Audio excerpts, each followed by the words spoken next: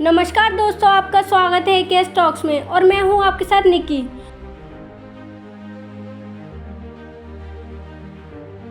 तो दोस्तों, आज मैं एक्सप्लेन करने वाली हूं अमेज़न प्राइम पर हाल ही में रिलीज़ हुई सीरीज़, जो कि बहुत ही हॉरर सीरीज़ है जिसका नाम है अधूरा। तो ये सीरीज़ आजकल की सीरीज़ से काफ़ी बढ़िया और इंटरेस्टिंग है। इस सीरीज़ के डायरेक्टर हैं गौरव चावला और अनन्या बनर्जी। तो सीरीज़ की शुरुआत होती है ओटी के नीलगिरी स्कूल से, जहां पर हम देख पाते हैं प्रोफेसर चंद्र प्रकाश को, जो कि स्कूल के डीन व्यास के घर जा रहे होते हैं उनसे मिलने के लिए, क्योंकि उनके स्कूल का आज आखिरी दिन होता है। जब प्रोफेसर वहां जा रहे होते हैं तब रास्ते में बिल्डिंग बन रही होती है।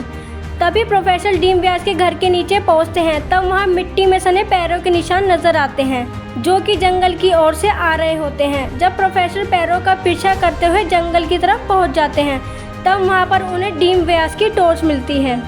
फिर प्रोफेसर वापस से डीन व्यास के घर में आ जाते हैं। तब उन्हें वहाँ कुछ ऐसा दिखाई देता है जिसे देखकर वे काफ़ी डर जाते हैं।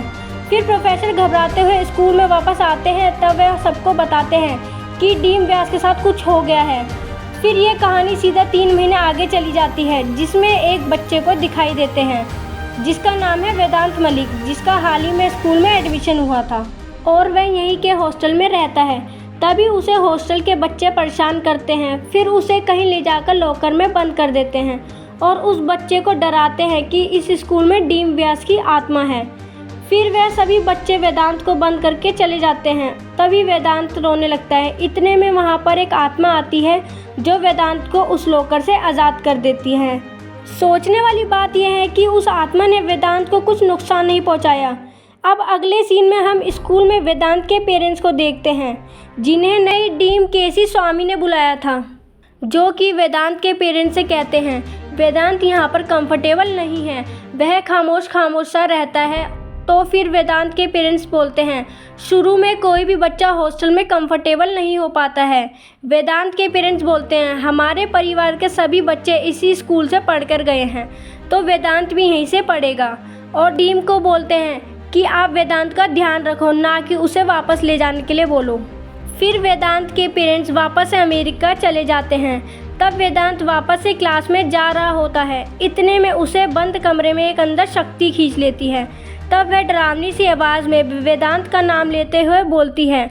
उस समय वेदांत को एक डायरी मिलती है, जो कि 2007 की होती है, जिसमें 2007 के बैच के सभी बच्चे होते हैं और उस एल्बम में एक लड़के का चेहरा मार्कर से ढका होता है। इतने में वेदांत की एक मैम आ जाती है, जो उसे वहां से ले जाती हैं। इसके बाद हम अधिराज को देखते हैं, जो कि 2007 के बैच का एक लड़का था, जो कि पिछले 15 साल से फॉरेन में रह रहा था, जहां पर वह फिलहाल एक प्रोफेसर है। अब अधिराज को कुछ मेंटल इशू है, जिसके कारण कई बार उसे हेलोसिनेशंस होते रहते हैं, जिसके लिए वह दवाइयाँ भी ले रहा है। और उस टाइम वह कोच थे जो आगे चल के डीन व्यास बन गए, जिनकी मौत शुरू में दिखाई गई थी। उनके बाद वेदांत कमरे में अपने सो रहा होता है। तभी उसे एक डरावनी आवाज़ उठा देती है। फिर वेदांत डीन व्यास के घर के बाहर वाले जंगल में दिखाई देता है, वो भी बिल्कुल ही अलग रूप में। वेदांत के हाथ में एक खून से सना सरिया होता है। वेदांत वहाँ की सभी बिल्लियों को मार देता है। तभी व्यान को देखकर वह नॉर्मल हो जाता है। और ये हादसा भी तब हुआ था जब 2007 के बैच का रियूनियन होने वाला था।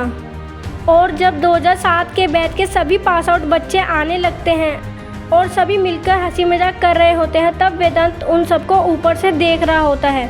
फिर वह अपनी आँख की शक्ति से उन सब पर पिलर गिरा देता है। तब वह सब डर जाते हैं और अब समझ में आ ही गया होगा कि वेदांत के अंदर कोई बुरी शक्ति है। तभी स्कूल के अंदर एक नई काउंसलर आ रखी होती है। फिर डीन उससे कहते हैं वेदांत का ख्याल रखो।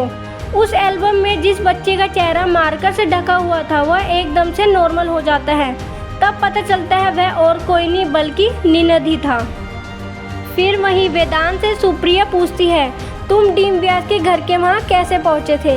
तब वेदांत बोलता है मुझे कुछ भी याद नहीं है, लेकिन हाँ एक बात और। वेदांत बोलता है मैं अकेला नहीं हूँ। यहाँ पर यह तो कंफर्म हो जाता है कि यह सब निनद ही कर रहा है। लेकिन यह सब वेदांत सुन लेता है। यहाँ पर यह तो क्लियर हो जाता है वेदांत के अंदर निनद की आत्मा है। जब वेदांत दीन व्यास के घर के वहाँ जंगल में जाता है तब उन पपीज की माँ ने वेदांत पर हमला किया था। इतने में निनद की आत्मा जो वेदांत के अंदर थी उसने उन पपीज को और उन पपीज की माँ को मार दिया था। निनद की आत्मा का कहना है जब माँ को सबक मिलेगा जब ही बच्चा सुधरता है।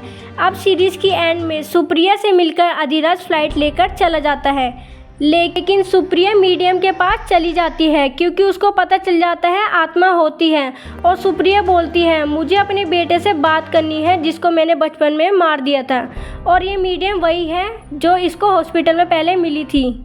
जब वह वेदांत को दिखाने के लिए हॉस्पिटल लेके गई थी तभी वह मीडियम स्प्लिट एक्सपेरिमेंट कर रही थी।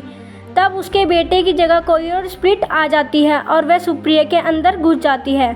तो सुप्रिया अधिराज को फ़ोन करके कहती है अधिराज मुझे बचा लो। इतने में मूवी ख़त्म हो जाती है। तो यह थी अधूरा सीरीज़ की कहानी। आप लोगों को कैसी लगी? फिर मिलेंगे एक नई वीडियो के साथ। तब तक वीडियो को लाइक करें और AK स्टॉक्स को सब्सक्राइब करना ना भूलें।